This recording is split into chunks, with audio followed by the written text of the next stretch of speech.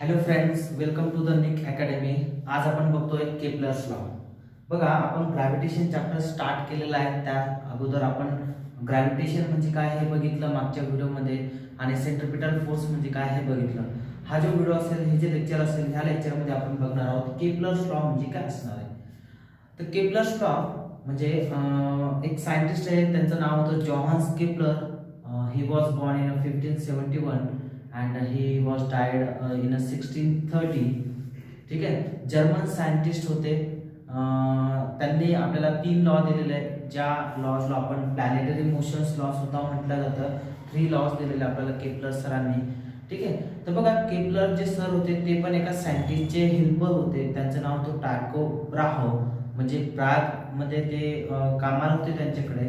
त्यांच्या डेथ नंतर इन 1600 मध्ये खूप सारा डेटा कलेक्ट झालेला होता, खूप सारी माहिती कलेक्ट झालेली होती about the planet, motion of the planet. आणि आता पूर्ण त्या डेटाचा त्याने स्टडी केला आणि त्याला नंतर असं लक्षात आलं की जे प्लॅनेट आहे तर काही सर्टन लॉज ते फॉलो करतात, काहीतरी पर्टिक्युलर लॉज ते फॉलो करतात, आणि त्याच लॉजला त्यांनी नावं दिलेले केपलर्स लॉ. आणि लक्षात ठेवा की ही जी माहिती होती, ही केपलरचे जे लॉ होते, त्यांचा नंतर मग सर आयझॅक न्यूटन यांनी स्टडी केला, अभ्यास केला, आणि फायनली आपल्याला ग्रॅव्हिटेशन लॉ जे आपण म्हणतो, न्यूटन्स युनिव्हर्सल ग्रॅव्हिटेशन लॉ जे म्हणतो, ते आपल्याला फायनली नंतर मिळाले. ठीक आहे, तर आज बघूया आपण केपलर्स लॉ. लक्षात राहू द्या, केपलर सरांनी आपल्याला 3 लॉ दिलेले आहेत. त्यांचे नाव अशा पद्धतीने Kepler's first law, second law आणि थर्ड लॉ. ठीक आहे, तर पहिला बघूया आपण केपलर्स फर्स्ट लॉ म्हणजे काय असणार आहे ते बघूया. ठीक आहे, आता बघा, इन 1600 पर्यंत, इन 1600 सेंचुरी पर्यंत सर्वांना माहित झालं होतं की प्लॅनेट रिव्हॉल्व करतोय अराउंड द सन. ओके, आणि त्यावेळेस कन्सेप्ट होती की अराउंड द सन जे रिव्हॉल्व करताय ते सर्क्युलर असला पाहिजे. पण केपलर सरांनी फर्स्ट टाइम सांगितलं की जे ऑर्बिट आहे ती सर्क्युलर नसून ती इलिप्स ऑर्बिट आहे. म्हणजे बघा, तुमचा जो सन असेल, हा समजा तुमचा, सॉरी हा, मी डायरेक्टली असे डायग्राम करतो. हे सपोज तुमचा सन आहे इथे, आणि सनला ॲक्युरेट सर्क्युलर पाथ मध्ये नाही नसणार आहे ते. ठीक आहे, इलिप्स ऑर्बिट मध्ये करेल, सर्क्युलर मध्ये नसणार आहे. कोणत्या ऑर्बिट मध्ये करणार आहे ते इलिप्स मध्ये करणार आहे. हा आपला फर्स्ट लॉ होता. काय होता? First law. आता परत प्रश्न पडतो की इलिप्स म्हणजे काय असणार आहे, ते शॉर्टकट मध्ये बघून घेऊ. बघा, इलिप्सला मराठीमध्ये अंडाकृती सुद्धा म्हटलं जातं किंवा लंबवर्तुळाकार, त्याचा ऑफिशियल नाव असणे लंबवर्तुळाकार. म्हणजे बघा, हा तुमचा वर्तुळ असेल, ॲक्युरेटली वर्तुळ असेल, आणि हा तुमचा असेल लंबवर्तुळाकार. तर याला आपण म्हणणार इलिप्स. ही जी डायग्राम दिसते तुम्हाला, अशा डायग्रामला म्हणणार आपण इलिप्स म्हणणार. आता इलिप्स कसा फॉर्म होतो बघा, तर कसा मिळेल आपल्याला. आता बघा, तुमच्या बुक्स मध्ये एक डायग्राम दिलेली आहे, असा एक कोन दाखवलेला आहे. ठीक आहे, असा एक कोन दाखवलेला आहे. ह्या कोनला जर तुम्ही इन्क्लाइन कट केलं, इन्क्लाइन बघा कसं कट करायचंय, तर इन्क्लाइन जर तुम्ही अशा पद्धतीने कट केलं तर तुम्हाला इथे इलिप्स मिळेल.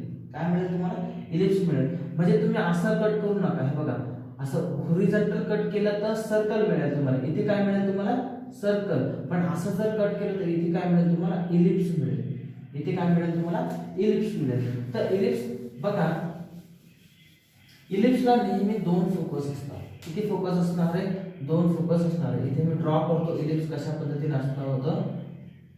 बघा, अशा पद्धतीने इलिप्स असेल, आणि इथे एक फोकस असेल ज्याला एक नाव दिलं F1, आणि दुसरा फोकस तुमचा इथे असेल ज्याला नाव दिलं आपण F2. तर अशा पद्धतीने तुमचा इलिप्स असणार आहे, ज्याला मराठीमध्ये लंबवर्तुळाकार म्हटलं जातं. काय म्हटलं जाते? लंबवर्तुळाकार म्हटलं जातं. आणि जे 2 फोकस आहे ना, त्याला कंबाईन मध्ये फोसाय सुद्धा म्हटलं जातं. आता फोसाय म्हणजे काय, तर लक्षात राहू द्या मित्रांनो, फोकस हे एक वचन नाव आहे. जर अनेक तुम्हाला फोकस सांगायचा असेल तर तुम्ही त्याला फोसाय म्हणू शकता. ओके, तर इथे किती फोकस दिसतात तुम्हाला? 2 फोकस दिसतात. पहिल्या फोकसला नाव दिलं मी F1, दुसऱ्या फोकसला नाव दिलं मी F2. आता इलिप्सची एक प्रॉपर्टी आहे, गुणधर्म आहे, तो बघा कसा असतो. समजा इलिप्सवर मी कुठेही तुम्ही 2 पॉइंट घेतले. समजा मी इथे एक पॉइंट घेतला A, आणि इथे घेतो मी एक पॉइंट B. अशा पद्धतीने पॉइंट घेतला. ठीक आहे, तर यांना जी लाईन जॉईनिंग करतोय आपण, समजा A पासून F1 पर्यंत आणि परत A पासून F2 पर्यंत, हे जे डिस्टन्स असेल एवढं सेम डिस्टन्स इथे पण असणार. इथे लिहितो मी F1, सेम डिस्टन्स इथे पण असेल. ओके, म्हणजे आपण असं डिफाइन करू शकतो. समजा मी ए पासून F1 पर्यंत गेलो, बसा ए पासून F1 पर्यंत गेलो आणि अगेन ए पासून F2 पर्यंत गेलो, दोघांची ऍडिशन केली मी, दोघांची ऍडिशन केली तर ती सेम परत B F1 पर्यंत असेल, B F1 पर्यंत असेल आणि नंतर B F2 पर्यंत असेल. म्हणजे बघा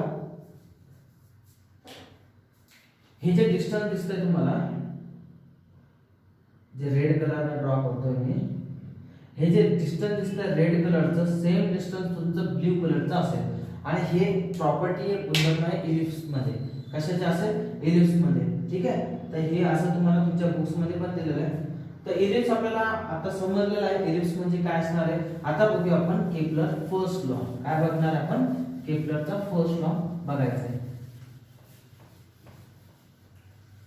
बघा केपलरच्या फर्स्ट लॉ मध्ये काय सांगितलेलं आहे, जेव्हा आपण प्लॅनेट रिव्हॉल्व करताय अराउंड द सन तर त्यांचं जे ऑर्बिट असणार आहे ते इलिप्स ऑर्बिट असेल, इलेप्टिकल ऑर्बिट असेल. तेच त्याने फर्स्ट लॉ मध्ये सांगितलेलं आहे. म्हणजे काय सांगितलं बघा, ऑर्बिट ऑफ अ प्लॅनेट, काय सांगितलं आपल्याला, orbit of planet, orbit of planet is ellipse. ठीक आहे, आणि अजून काय सांगितलं त्याने की जो सन असेल ना तो वन ऑफ द फोकायवर असेल, वन ऑफ द फोसायवर असेल. ठीक आहे, with sun at the one of the foci. अशा पद्धतीने सांगितलंय. म्हणजे orbit of a planet is ellipse with sun at one of the foci. म्हणजे जे ऑर्बिट तुमचं असणार आहे ते इलिप्स ऑर्बिट असेल, सर्क्युलर असणार आहे, 100% सर्क्युलर असणार आहे, इलिप्स ऑर्बिट मध्ये असणार आहे. आणि तुमचा जो सन असेल तो वन ऑफ द फोसायवर असेल, वन ऑफ द फोकसवर असेल. ठीक आहे, मग आपण इथे डायग्राम ड्रॉ करूया. बघा अशा पद्धतीने मी इथे ऑर्बिट घेतोय. ऑर्बिट हा सर्क्युलर नाही, लक्षात राहू द्या. हा इथे तुमचा पहिला फोकस, समजा याला नाव देतो मी F1 आणि हा असेल तुमचा F2 आणि तुमचा प्लॅनेट इथे समजा असा, ह्या पद्धतीने तुमचा प्लॅनेट आहे. ठीक आहे, हा प्लॅनेट आहे तुमचा. प्लॅनेट आपण अर्थच म्हणून टाकू, अर्थ आहे समजा, अर्थ. फॉर एक्झाम्पल अर्थ प्लॅनेट घेतलाय, सगळ्या प्लॅनेट साठी असणार आहे, असं नाही की अर्थ साठी. सगळं जेवढे पण असेल तेवढा पूर्ण प्लॅनेट साठी लॉ असणार आहे. ठीक आहे, आता त्यांनी काय सांगितलं, वन ऑफ द फोकाय काय असणार आपला, म्हणजे हा जो फोकस असेल ह्या फोकसला म्हणतो मी इथे असेल तुमचा सन, इथे काय असेल तुमचा सन आणि इथे फोकस नाही. तर अशा पद्धतीने आपला ऑर्बिट असेल. हे फर्स्ट लॉ मध्ये सांगितलेलं आहे. फर्स्ट लॉ मध्ये काय सांगितलंय की ऑर्बिट जे असणार आहे प्लॅनेटची ती इलिप्स ऑर्बिट असेल. एवढा सिंपल लॉ आहे आपला. ठीक आहे, आता बघूया आपण मित्रांनो की सेकंड लॉ काय सांगतो. आता बघतोय आपण केपलर्स सेकंड लॉ. तर मी ते लिहून घेतलंय केपलर्स सेकंड लॉचं स्टेटमेंट काय असणार आहे. तर बघूया आपण, ट्राय करूया समजून घेण्याचा. तर त्या स्टेटमेंट काय दिलंय, the line joining the planet and the sun sweeps equal areas in equal time of intervals of time असं दिलेलं आहे त्यांनी. ठीक आहे, म्हणजे इन शॉर्ट मध्ये काय सांगितलं आहे त्यांनी की इक्वल टाइम्स इंटरवल मध्ये इक्वल एरिया कव्हर होणार आहे प्लॅनेट्स कडनं. प्लॅनेट जर मोशन मध्ये असेल विथ द व्हेलॉसिटी, काहीतरी व्हेलॉसिटी असणार आहे, त्या व्हेलॉसिटीनुसार तो काय करेल की एका टाइम इंटरवल मध्ये, एका फिक्स टाइम इंटरवल मध्ये सेम एरिया तुमचा कव्हर होणार आहे. ठीक आहे, त्यासाठी काही कन्सेप्ट बघून घेऊ आपण. बघा जेव्हा तुमचा प्लॅनेट एकदम सनच्या जवळ असेल, समजा ह्या पॉइंटला असेल, तर इथे व्हेलॉसिटी इन्क्रीज झालेली असेल तुमची. व्हेलॉसिटी काय होईल तुमची इथे इन्क्रीज होईल. बघा प्लॅनेट जो रिव्हॉल्व होणार आहे पूर्ण ऑर्बिट मध्ये, तर त्याची कॉन्स्टंट व्हेलॉसिटी असेल का? कॉन्स्टंट व्हेलॉसिटी नसणार आहे मित्रांनो. कॉन्स्टंट व्हेलॉसिटी असेल का? नाही, कॉन्स्टंट व्हेलॉसिटी नसणार. Velocity of planet will be vary. ठीक आहे, प्लॅनेटची जी व्हेलॉसिटी असेल ते पर्टिक्युलर टाइम नुसार व्हॅरी होत असेल. जेव्हा तुम्ही एकदम सनच्या जवळ येत असाल तेव्हा तुमची व्हेलॉसिटी इन्क्रीज होईल आणि सनपेक्षा दूर गेलं तर तुमची व्हेलॉसिटी काय होईल, तुमची ऑटोमॅटिकली डिक्रीज होईल. म्हणजे इथे काय होईल तुमची, ह्या पॉइंटला व्हेलॉसिटी काय होईल तुमची, व्हेलॉसिटी काय होईल तुमची डिक्रीज असेल, डिक्रीज आहे. म्हणजे इथे म्हणू शकतो आपण मिनिमम व्हेलॉसिटी इथे मिळते आपल्याला आणि इथे काय मिळते आपल्याला, मॅक्झिमम व्हेलॉसिटी मिळते. काय मिळते, मॅक्झिमम व्हेलॉसिटी मिळते. आणि लक्षात ठेवा velocity of planet never B constant. Constant कधीच नसणार आहे, ती व्हॅरी होत असणार. काय होणार आहे, व्हॅरी होत असेल. आता बघा तुम्ही जर व्यवस्थित जर बघितलं तर समजा आपला हा प्लॅनेट असा रिव्हॉल्व होतोय आणि तो प्लॅनेट फिरून ह्या पॉइंटला आला तर ह्या पोझिशनला आला. समजा ह्या पोझिशनला तुमचा प्लॅनेट आलेला असेल इथे. आता बघा सनच्या जवळ आहे, खूप जवळ आहे आणि इथे जर असेल तर काय असेल तुमचा खूप जास्त डिस्टन्स आहे. ह्या बघा हे फार डिस्टन्स आहे सन आणि प्लॅनेट मध्ये, बरोबर आहे की नाही. आणि इथे कोणतं डिस्टन्स आहे, हे नियर कंडिशन मध्ये आहे, नियर मध्ये आहे. म्हणजे प्लॅनेट तुमचा एक वेळेस सनच्या खूप जवळ जातो आणि नंतर खूप लांब जातो. हे कशामुळे होतंय मित्रांनो, तर हे होतंय इलिप्स ऑर्बिटमुळे. इलिप्स ऑर्बिटमुळे होते. जर सर्क्युलर ऑर्बिट असेल तर सगळीकडे रेडियस तुमचा सेम असता. ठीक आहे. आता याच्यावरून एक कन्सिडर एक पण पॉइंट येतो आपला की याच्यातलं डिस्टन्स कसं मेजर करणार आपण. बघा आता मी जर म्हटलं तुम्हाला distance between the sun and earth मला सांगा, तर बघा डिस्टन्स इथे बघा कमी आहे, इथे इन्क्रीज होत जात आहे, इथे जास्त इन्क्रीज होत आहे दोघांमधलं. तर जेव्हा पण आपण डिस्टन्सचा विचार करणार आहे, distance between any planet and sun, तर आपण नेहमी मीन डिस्टन्सचा विचार करतो. कोणता डिस्टन्स घेतो आपण, मीन डिस्टन्स. आता मीन डिस्टन्स म्हणजे काय, तर मीन डिस्टन्स म्हणजे असतं ॲव्हरेज डिस्टन्स. काय असतं, ॲव्हरेज डिस्टन्स. आणि जेव्हा बघा प्लॅनेट जेव्हा तुमच्या सनच्या खूप जवळ असेल ह्या कंडिशनला, तर याला म्हणतात पेरिहेलियन. काय म्हणतात मित्रांनो, याला पेरिहेलियन म्हणतात. ठीक आहे. आणि जेव्हा प्लॅनेट सन पासून खूप जास्त अंतरावर असेल, दूर अंतरावर असेल, त्याला म्हणतात अपहेलियन. त्याला काय म्हणतात, aphelion. Perihelion means closest to the sun. Perihelion means closest to the sun आणि अपहेलियन मीन्स काय, अवे फ्रॉम द सन किंवा फार डिस्टन्स फ्रॉम द सन. खूप फार आहे, जास्त अंतरावर आहे. ठीक आहे. यालाच आपण एक शब्द याला अपोजी सुद्धा म्हणतात. अपोजी सुद्धा म्हणतात आणि याला पेरिजी सुद्धा म्हणतात. पेरिजी सुद्धा म्हणतात. म्हणजे बघा पेरिहेलियनला पेरिजी असं सुद्धा म्हटलं जातं आणि अपहेलियनला अपोजी असं म्हटलं जातं.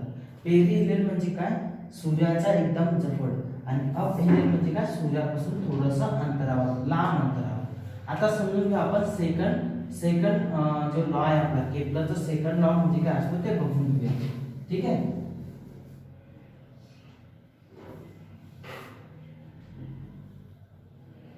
आता बघा त्यांनी काय सांगितलं आपल्याला, एका टाइम इंटरवल मध्ये आपल्याला फिक्स एरिया आपल्याला मिळणार आहे. तर समजा पहिली कंडिशन किंवा आपण फर्स्ट कंडिशन, समजा आपला प्लॅनेट ह्या इथे आहे, पॉइंट ए ला आहे आणि टाइम इंटरवल आपण फिक्स ठेवला आणि तिथून इथपर्यंत प्लॅनेट इथपर्यंत आला आपला. इथे पॉइंट पी आहे. काय, पॉइंट पी आहे आणि एक लाईन जॉईनिंग करा फ्रॉम द सन. अशा पद्धतीने लाईन जॉईन केला म्हणजे इथे तुम्हाला काहीतरी एरिया मिळतोय बघा. याला नाव देतो मी A1 म्हणजे फर्स्ट एरिया. आता सेम प्लॅनेट आपला कुठेतरी इथे आला, समजा ह्या ठिकाणी आला, याला नाव देतो मी C. आणि सेम टाइम इंटरवल, इथे जो टाइम इंटरवल असेल सेम टाइम इंटरवल तुम्ही इथे पण घ्या. ठीक आहे. म्हणजे C पासून समजा इथपर्यंत आलेला आहे, D पॉइंट पर्यंत आला. ठीक आहे, D पॉइंट पर्यंत आला आणि इथे आता ही लाईन जॉईन करा अशा पद्धतीने. ठीक आहे. आणि इथे हा जो एरिया मिळतोय तुम्हाला A2, तर according to the Kepler's second law त्यांचं असं म्हणणं आहे की हा जो एरिया असेल तुम्ही A1 ने डिनोट केला आणि हा जो एरिया असेल तुमचा A2 ने डिनोट केला, दोन्ही एरिया तुमचे इक्वल असेल. म्हणजे आपण लिहू शकतो according to the second law, Kepler's second law, A1 is equal to A2. म्हणजे हा जो एरिया असेल तुमचा, हा एरिया A1 सोबत इक्वल मध्ये असेल. फक्त कंडिशन एक आहे, तुमचा टाइम इंटरवल तुमचा सेम असला पाहिजे. इथे जेव्हा तुम्ही टाइम काउंट केला सेम तुमचा टाइम इथे पण काउंट होईल. ठीक आहे. आता सेम जर समजा आपण इथे घेऊया, समजा प्लॅनेट इथे आलेला आपला, ह्या पॉइंटला आलेला आहे, इथे नाव देतो मी P आणि सेम पॉइंट टाइम इंटरवल पर्यंत इथपर्यंत गेला. अशा पद्धतीने तर आपल्याला काय करायचंय, सन सोबत लाईन जॉईनिंग करायची. हे हा जो एरिया असेल याला नाव देतोय मी A3. तर हा एरिया सुद्धा यांच्या इक्वल मध्ये असेल. हा एरिया पण काय असेल, यांच्या इक्वल मध्ये असेल. म्हणजे सेकंड लॉ काय सांगतोय, जर टाइम इंटरवल सेम असेल तर प्लॅनेटले कव्हर केलेला जे एरिया असेल तो सुद्धा सेम असेल. हा आपला सेकंड लॉ आहे. ठीक आहे. खूप सिंपल आहे सेकंड लॉ. ठीक आहे. आता बघूया आपण third law. Kepler's third law काय सांगते ते बघू. चला आता बघूया आपण Kepler's third law. Kepler's third law काय सांगतोय बघा. the square of its period of revolution around the sun is directly proportional to the cube of the mean distance between the planet and sun. अशा पद्धतीने दिलेलं आहे. ठीक आहे. आता बघा याच्यामध्ये आपल्याला हे समजून घ्यावं लागेल पहिले पिरियड ऑफ रिव्होल्यूशन म्हणजे काय आहे आणि मीन डिस्टन्स म्हणजे काय, नंतर आपण लॉ समजून घेऊया. तर मग पिरियड ऑफ रिव्होल्यूशन म्हणजे काय बघूया. पहिले आपण बघणार आहे पिरियड ऑफ रिव्होल्यूशन म्हणजे काय असतं. बघा हा पॉइंट आपण फर्स्ट ऑफ ऑल बघून घेऊ. पिरियड ऑफ रिव्होल्यूशन म्हणजे काय असतं.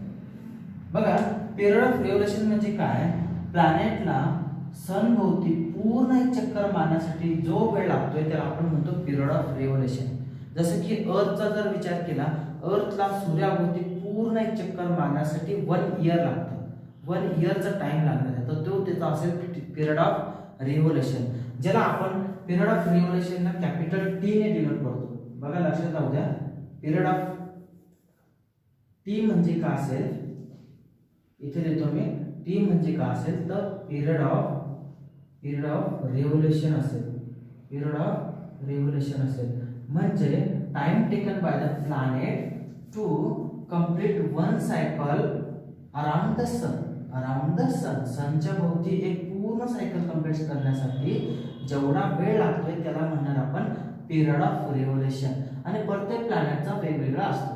ठीक आहे. आता बघा नेक्स्ट काय बघायचं आपल्याला, मीन डिस्टन्स. आता इथे बघा तुम्ही, कधी प्लॅनेट सनच्या खूप जवळ जात आहे, कधी खूप दूर जात आहे, म्हणजे तुमचं जे डिस्टन्स आहे ते व्हॅरी होत जाते, बदलत जाते.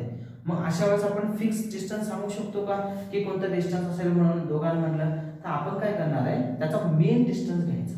आता मेन डिस्टन्स म्हणजे काय, तर मेन डिस्टन्स म्हणजे ॲव्हरेज डिस्टन्स. तर ॲव्हरेज डिस्टन्स आपल्याला इथे रेड आर लिहिलेलं आहे. आर म्हणजे काय, रेडियस. म्हणजे याला सर्कल कन्सिडर करा, त्यातला कन्सिडर करा ऍक्च्युअल सर्कल नसणार आहे. म्हणजे रेडियस म्हणजे काय असेल, डिस्टन्स असेल. काय असेल, मीन डिस्टन्स असेल असं लिहितो मी. आर म्हणजे काय असेल तुमचं मीन डिस्टन्स. आर म्हणजे काय असेल, मीन डिस्टन्स. आणि आता समजून घेऊया आपण के प्लस थर्ड लॉ काय सांगतोय. तर बघा यांनी काय सांगितलं, the square of its period of revolution. मग घ्या मग इथे पिरियड ऑफ रिव्होल्यूशन काय टी, आणि त्याचं काय करायचं आपल्याला स्क्वेअर. मग इथे करा square around the sun is directly proportional. मग इथे घ्या डायरेक्टली प्रोपोर्शनलचा सिम्बॉल, हा घेतला आपण डायरेक्टली प्रोपोर्शनलचा symbol. Directly proportional to the cube of the mean distance of a planet from the sun. आता मीन डिस्टन्सला नाव काय दिलं आपण, आर.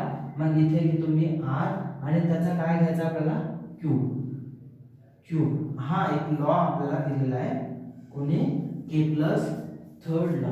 काय सांगतोय बघा, square of the time of revolution, square of the time of revolution is directly proportional to the cube of mean distance between the planet and sun. हा एक simple law आपल्याला दिलेला आहे. याला जर आपण थोडंसं रिअरेंज केलं तर बघा, हे जे कॉन्स्ट